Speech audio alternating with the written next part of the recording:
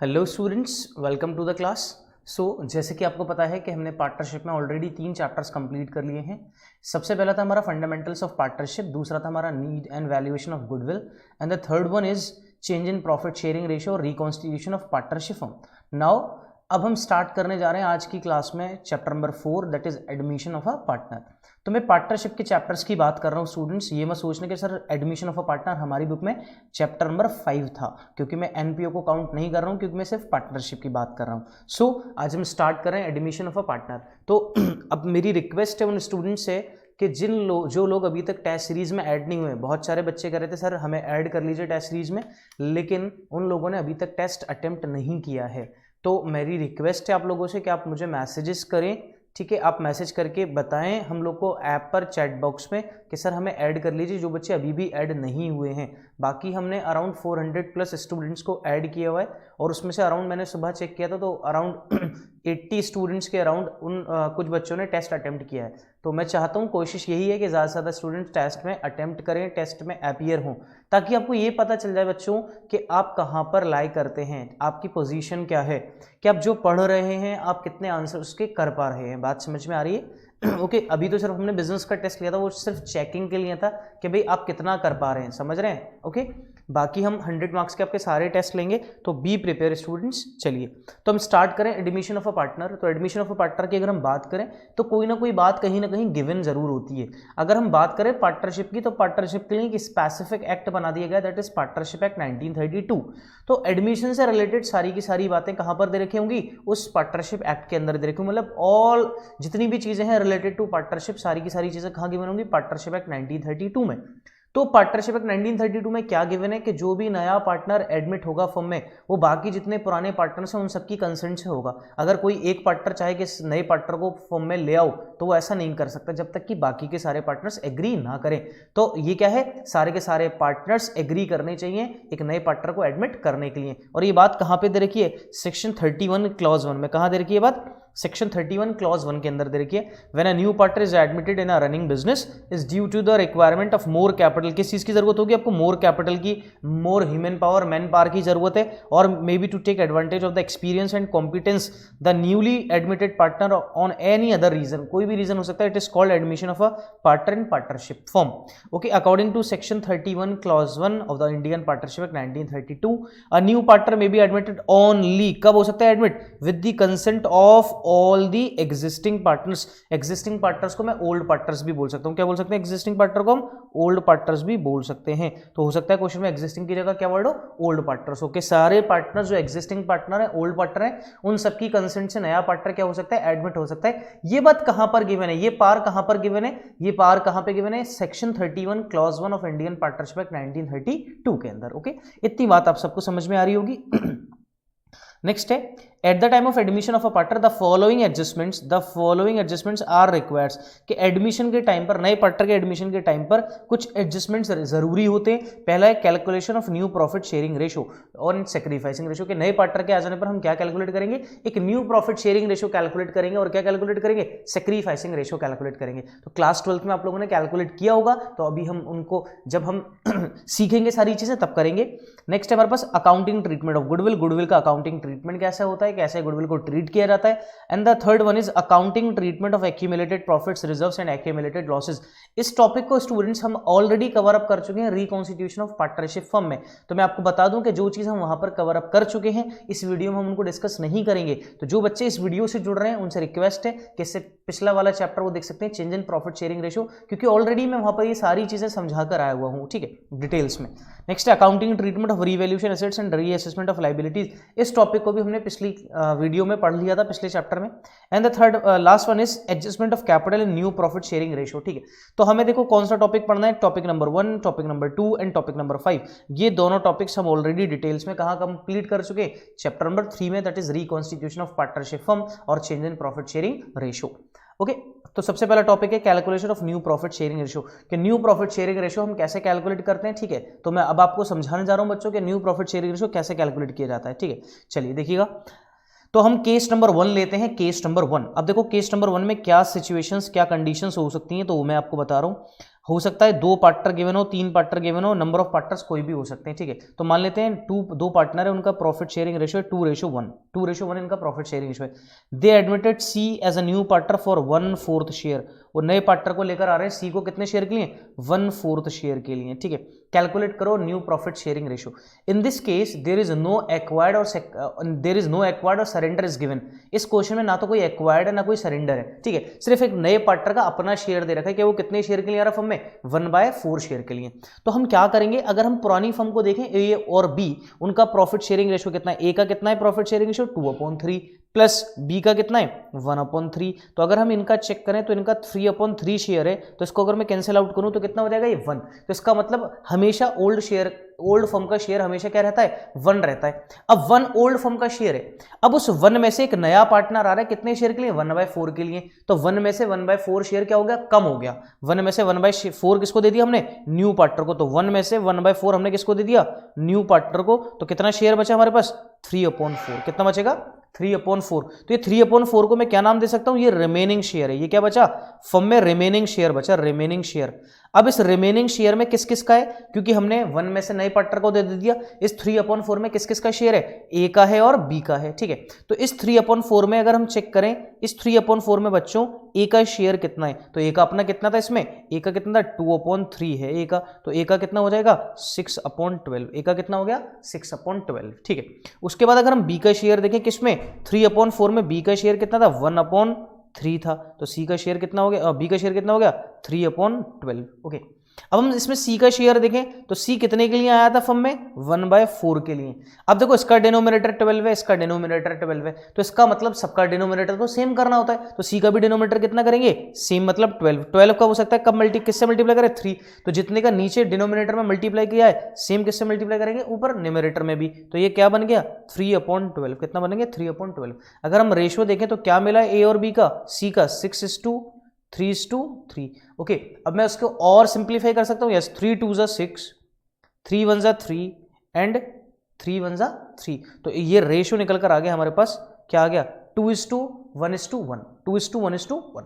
Clear है, ये हो गया न्यू प्रॉफिट शेयरिंग रेशियो। बताओ क्लियर है या नहीं, क्लियर है, ठीक है। इसको और सिंप्लीफाई किया। अब क्वेश्चन कहता है आप सैक्रिफाइसिंग रेशियो कैलकुलेट करो। तो प्रीवियस चैप्टर में सैक्रिफाइसिंग रेशियो कैसे कैलकुलेट करा था हमने, ओल्ड में से क्या माइनस करा था, न्यू माइनस करा था। तो ए का अगर ओल्ड देखें तो ए का ओल्ड कितना है 2/3 और ए का न्यू कितना था 6/12। तो दिस बिकम्स 12, एलसीएम आ गया 3 4 ज़ा 12, ये हो जाएगा 8 - 6, दैट इज 2/12, ओके। बी का अपना कितना था ओल्ड 1/3 - 3/12, दिस बिकम्स अगेन 12, 3 4 ज़ा 12, 4 1 ज़ा 4 - 12 1 ज़ा 12, 3 1 ज़ा 3, दिस बिकम्स 1/12। तो सेक्रीफाइसिंग रेशियो कितना आ गया 2:1। कितना आ गया सेक्रीफाइसिंग रेशियो 2:1। अब देखना जरा, अगर हमारे पास केस 1 है और कंडीशंस यही है, ठीक है। अब देखना, तो केस 1 में हमारे पास देखो ओल्ड भी 2:1 था, न्यू भी 2:1 आ रहा है इन दोनों पार्टनर का, और इनका सेक्रीफाइसिंग भी कितना आ रहा है 2:1 आ रहा है। तो ये होता है हमारा केस 1, जिसमें ना तो सरेंडर होता है और ना ही एक्वायर्ड होगा, ना ही सरेंडर और ना ही एक्वायर्ड। आई होप ये केस आपको बहुत अच्छे से समझ में आ गया। अब मैं इसके ऊपर कुछ और कंडीशंस बता दूं आपको कि हो सकता है ये 1/4 की जगह क्वेश्चन कह दे 25%। क्या बोल सकता है 25%। तो 25% का मतलब होता है 25/100, ये अगेन क्या हो जाएगा 1/4 ही हो जाएगा। या फिर ये कह सकता है 25 पैसा इन अ रुपी, कि 1 रुपये में कितने शेयर के लिए आ रहा है 25 पैसा। तो 1 रुपये में कितने पैसे होते हैं 100, तो अगेन ये भी कितना हो जाएगा 1/4। तो इससे कोई फर्क नहीं पड़ेगा आपके आंसर पे, ठीक है। तो बात समझ में आ रही है, क्लियर है, ओके। चलो केस नंबर 2 देखते हैं हम, केस नंबर 2, ठीक है। देखो केस नंबर 2 क्या है, केस नंबर 2 हम देखते हैं। सपोज करते हैं x एंड y 2 पार्टनर हैं, इनका प्रॉफिट शेयरिंग रेशियो है 7:3, okay. They admitted z as a new partner. ये किसको एडमिट करते हैं, z को, ठीक है। z आ गया 3/7 शेयर के लिए। z कितने के लिए आया 3/7 शेयर के लिए, ओके। z एक्वायर्स, एक इंफॉर्मेशन हमारे पास देखिए, z एक्वायर्स, ये z है, z acquires 2/7 from x, okay, and z acquires 1/7 from y, अब देखो ये क्या गिवन है कि z x से कितना एक्वायर कर रहा है, 2/7 ले रहा है, किससे ले रहा है, x से, और z कितना ले रहा है, 1/7 किससे ले रहा है, y से ले रहा है। मतलब इतना शेयर उनसे एक्वायर कर रहा है, ले रहा है इतना शेयर, ये गिवन शेयर है। तो इसका मतलब जब x 2/7 दे रहा है तो x कितना सेक्रीफाइस कर रहा है, 2/7, और y कितना दे रहा है, 1/7 दे रहा है, तो ये y इतना सेक्रीफाइस कर रहा है। तो अब आपको सेक्रीफाइसिंग रेशियो तो गिवन है 2/7 और 1/7, इसका मतलब 2:1 का सेक्रीफाइसिंग रेशियो है। अगर आप न्यू रेशियो कैलकुलेट करते हैं न्यू, तो आपके पास ओल्ड भी दे रखा है, आपको क्या गिवन है, ओल्ड तो गिवन ही होगा हमेशा, और आपको क्या गिवन है, सेक्रीफाइसिंग रेशियो और गिवन है। तो न्यू रेशियो कैसे निकाल सकते हैं, ओल्ड माइनस सेक्रीफाइस। अगर हम x का ओल्ड देखें तो x का ओल्ड है 7/10 minus 2/7, this becomes 70। 10 7 70, 7 7 49 minus 7 10 70, 2 10 20, this becomes 29/70। कितना आ जाएगा, 29/70। ओके, दिस इज ओके, यहां तक समझ में आ रहा है, ओके बता दीजिएगा मुझे चैट बॉक्स में अगर यहां तक क्लियर है तो। चलो नेक्स्ट देखते हैं हम y का अपना ओल्ड कितना है, 3/10 माइनस कितना सेक्रीफाइस कर रही है y, 1/7, this becomes again 70। 10 7 70, 7 3 21 minus 7 10 70, 10 1 10, this becomes 11/70। कितना, 11/70। ये x का हो गया, ये y का हो गया। अब z का कैलकुलेट करते हैं, तो z कितने शेयर के लिए आया था फर्म में, 3/7 के लिए। अब हम ऐसा क्या करें कि इसका भी डिनोमिनेटर 70 है, इसका भी डिनोमिनेटर 70 हो जाए, तो 10 का मल्टीप्लाई कर दें, तो जो मल्टीप्लाई नीचे वही डिनोमिनेटर में वही न्यूमरेटर में, तो ये बन जाएगा 30/70। 30/70। इसका मतलब प्रॉफिट शेयरिंग रेशियो कितना आया एक्स वाई जेड के बीच में, 29:11:30। ये आ गया न्यू प्रॉफिट शेयरिंग रेशियो। क्या आ गया, this is the new profit sharing ratio among all 3 partners. Okay, I hope are you getting my point students, please let me know if there is a problem, then I will sort out. Okay, चलो next case की तरफ चलते हैं, हो गया case number 2। अब हम next case की तरफ चलेंगे, केस नंबर 3 की तरफ आते हैं। अब हम case number 3, okay case number 3 हम देख सकते हैं, सपोज करते हैं x and y are 2 partners sharing profits and losses in the ratio 3:2. They admit Z as a new partner for 1/4 share. कितने के लिए एडमिट करा, 1/4 शेयर के लिए, ठीक है। अब और आगे इंफॉर्मेशन क्या दे रखी है, Z acquires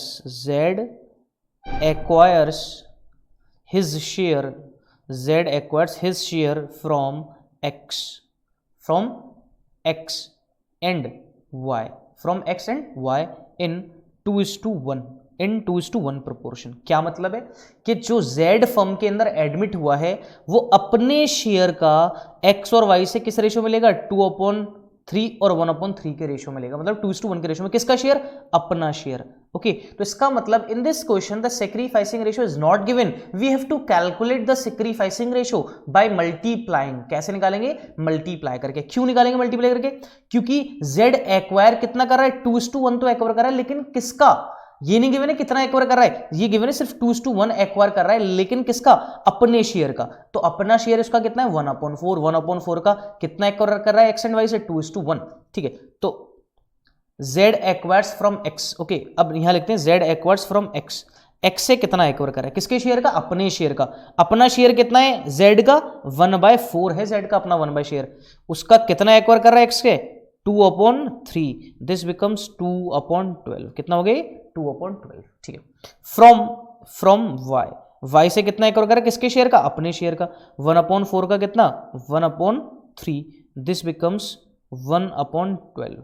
इसका मतलब x सेक्रीफाइस कर रहा है 2/12 और y सेक्रीफाइस कितना कर रहा है, 1/12 सेक्रीफाइस कर रहा है। अब देखिएगा अगर हम इनका न्यू रेशियो कैलकुलेट करें, अब हमें सेक्रीफाइसिंग तो पता चल गया, अब हम क्या कैलकुलेट करें, न्यू रेशियो।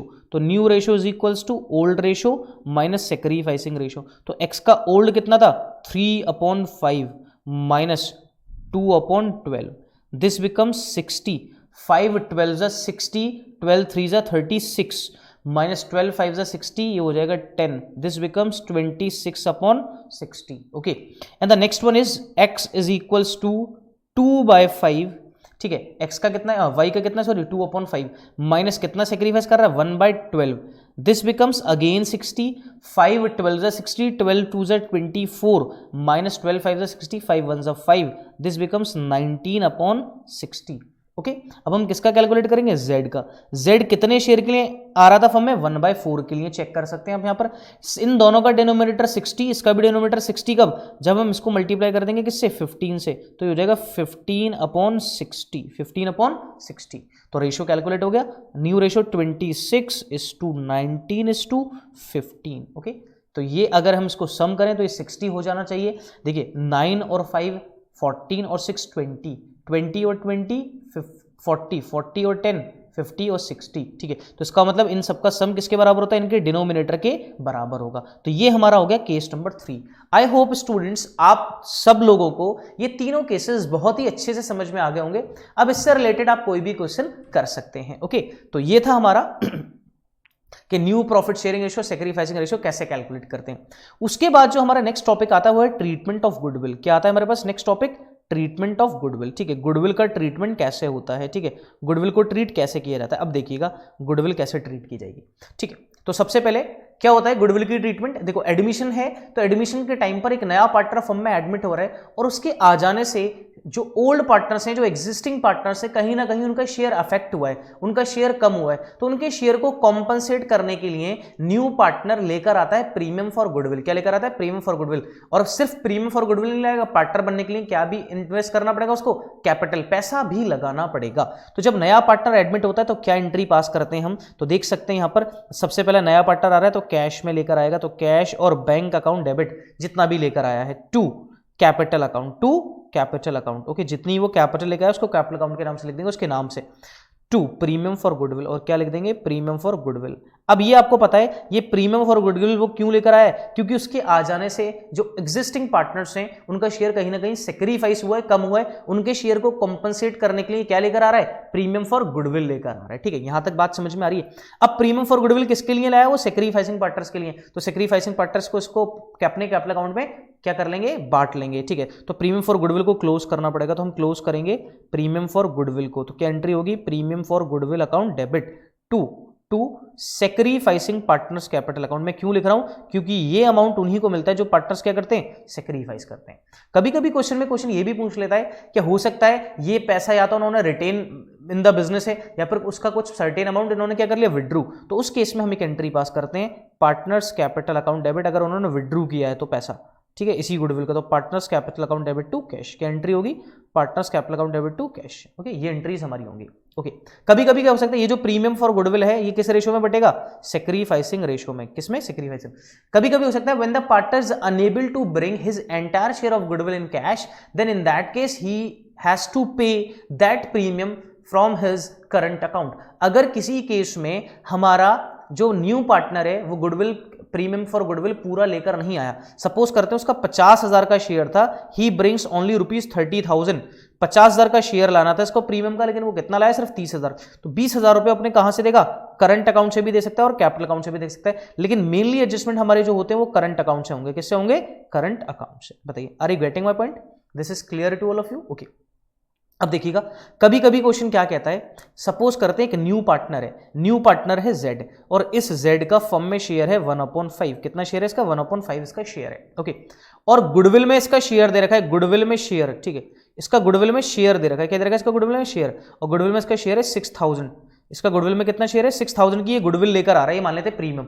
अब क्वेश्चन कभी कभी आपसे पूछ सकता है, आप गुडविल की होल वैल्यू कैलकुलेट करो। क्या करो, गुडविल की होल वैल्यू। अब आपको पता है 6,000 ये किसका शेयर है, जेड का, तो जेड का शेयर अपना कितना है, 1/5 है, तो 1 ही तो शेयर है उसका, कितना, 1/5। ठीक है, 1। तो हम इसको किससे मल्टीप्लाई करते हैं, इसके रेसिप्रोकल से, तो इसका पूरी फर्म का शेयर कितना हो जाएगा, पूरी फर्म की गुडविल कितनी हो जाएगी, 30,000। अगर आप इसको क्रॉस चेक करें तो इसमें इसका शेयर कितना था, 1/5, तो इसका मतलब इसका शेयर कितना था, 6,000 रुपीज। कितना था इसका, 6,000 रुपीज का इसका शेयर था। क्लियर है, जब आपको टोटल वैल्यू कैलकुलेट करनी पड़े किसी भी चीज की, तो उस पार्टनर के शेयर का रेसिप्रोकल कर दो और मल्टीप्लाई कर दो उससे। क्लियर है। अब कभी कभी क्वेश्चन कहता है कि कैलकुलेट करिए हिडन गुडविल। क्या कैलकुलेट करिए, हिडन गुडविल। तो हिडन गुडविल के लिए हमारे पास स्टेप्स हैं। स्टेप नंबर 1 है to find out total capital of the new firm. To find out total capital, क्या कैलकुलेट करना है, total capital on the basis of new partners capital. तो न्यू पार्टनर के बेसिस पे निकालेंगे, तो न्यू पार्टनर्स की कैपिटल होगी हमारे पास, new partners capital multiply by reciprocal of their share, reciprocal of their share, उनके शेयर का क्या कर देंगे हम, रेसिप्रोकल, उनके शेयर का क्या कर देंगे, रेसिप्रोकल।